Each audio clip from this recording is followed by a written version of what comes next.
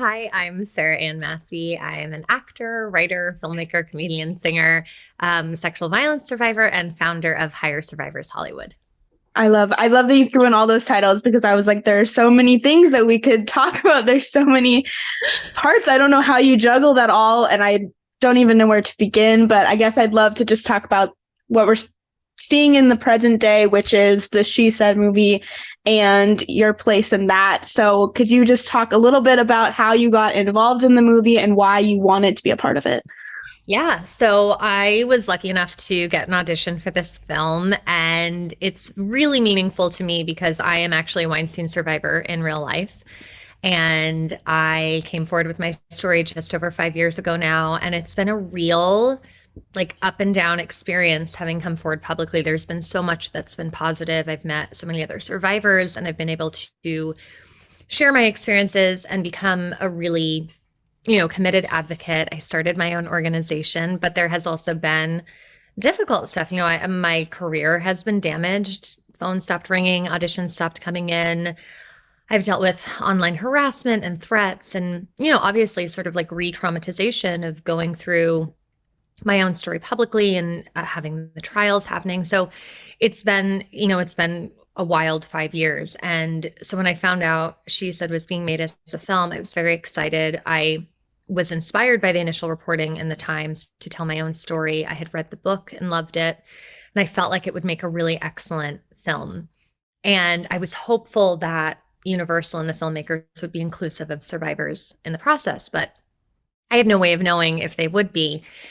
So I had already started doing my work with Hire Survivors Hollywood at this point, and I thought, I guess I should maybe try to reach out to Universal. And so I called their switchboard and I just went down the line of executives' names until somebody had an extension, and I left a voicemail and I wrote an email. And at this point, I was not pitching myself to be an actor in the project. I just wanted them to know about the advocacy work that I was doing and tell them that I thought this was a really great opportunity to work with survivors on this project. And they got right back to me, and I had a meeting and sort of explained what my organization does and how I thought it could work on this film. And I thought that was it. I said my piece, at least they heard me. And I didn't really expect anything to happen. But then I got an audition, and I found out that many other Weinstein survivors had also gotten auditions. And at this point, the film, I think, was largely cast. So there were only really a handful of roles left. And I was lucky that I suited one of those roles, Emily Steele, who's an investigative journalist at the New York Times. She actually brought the Bill O'Reilly story forward. She did all the investigating on that, and she's this incredible woman. And I got to portray her. I got to film inside the New York Times and work with Maria Schrader, and Zoe Kazan was my scene partner. It was really thrilling. As an actor, it was what I want to be doing every day of my life, which is being on set and using my talents. But as a survivor, it was really healing to take part in telling this story, and a story that's really a celebration of the journalists' integrity in trying to tell the truth, but also the story of these women who had to grapple with a lot of risk in order to go on the record. And yeah, it's just a wonderful experience. Absolutely. I mean, it's so amazing to hear your story about, being blacklisted and then going into a film like this and then knowing other people got to star alongside you that were also survivors. Can you talk a little bit just about working alongside this cast?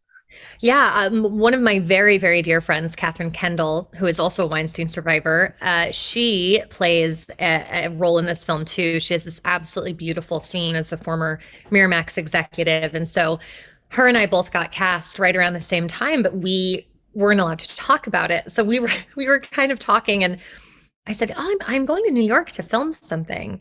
And she said, "Oh, that's funny. So am I." And we sort of figured out that we were working on the same project.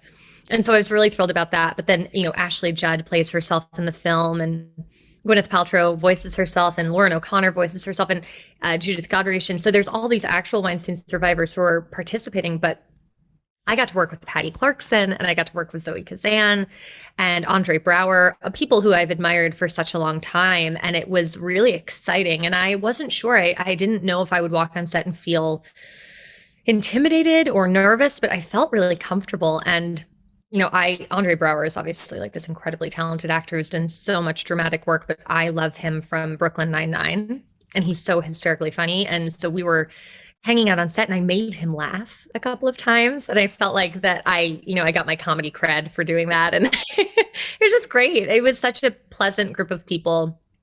And it could have been a heavy project to film, and it is difficult. And there's a lot of it that's difficult to watch, but the environment was so beautiful and so collaborative and such a fun space to be in. Even though we were doing serious work, it's just like exactly the kind of work environment you want to be in.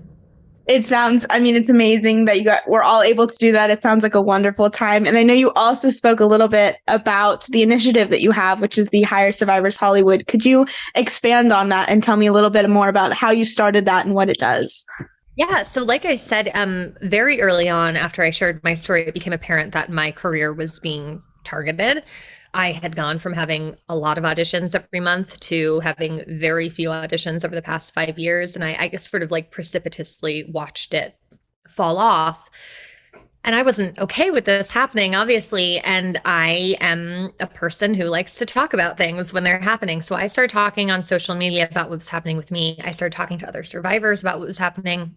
And it became very clear very quickly that this is happening to a lot of people and had been happening for a long time. It's part of what kept me quiet for so long was I was afraid that my life would be destroyed, that my career would be destroyed if I came forward, and I was watching it happen. So, I started sort of like tweeting about it and talking about it in meetings I was in and advocacy groups that I was in. And I had ideas for how to address this, how to make sure that survivors were being highlighted for their talents, not just for the abuse that they had faced, that they weren't being pushed out, having doors closed in their face, and that abusers weren't getting the chance to continue to work. So I kind of pitched this to a couple of pre-existing organizations. And while they thought it was a good idea, nobody was willing to sort of put like the money and the energy behind it to make this initiative happen. So after a couple of years of sort of unofficially advocating for this more informally, I launched Hire Survivors Hollywood. It was almost 3 years ago now. And it has been basically me and my director of communications running the whole thing. And we have made a really big, tangible difference. We have gotten survivors interviews, auditions. We've gotten them hired.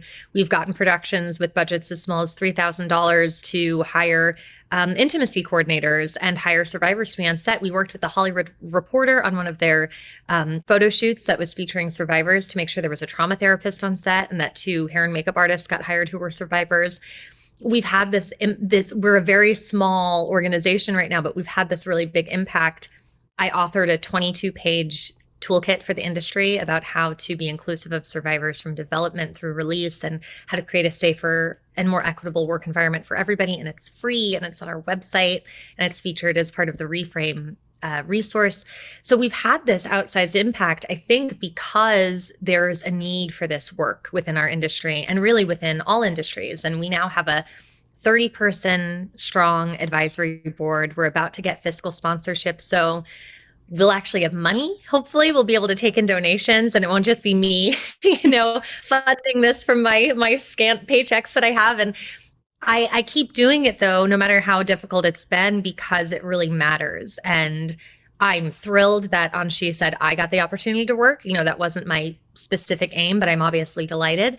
But I'm equally thrilled that on all these other projects, so many of these talented survivors have gotten a chance to work, and I just want to expand it. I want every production company, every studio and network to take our pledge and to consult with us and let us help them welcome in this really amazing group of people who are often multiply marginalized and come from lots of different backgrounds that often make it harder to get just a fair chance in this industry. Absolutely. I mean, and it sounds incredible. I love that you're talking about the expansion and the efforts that you've made and the payoff that it's already had. I mean, it's a wonderful, wonderful industry that you're creating there.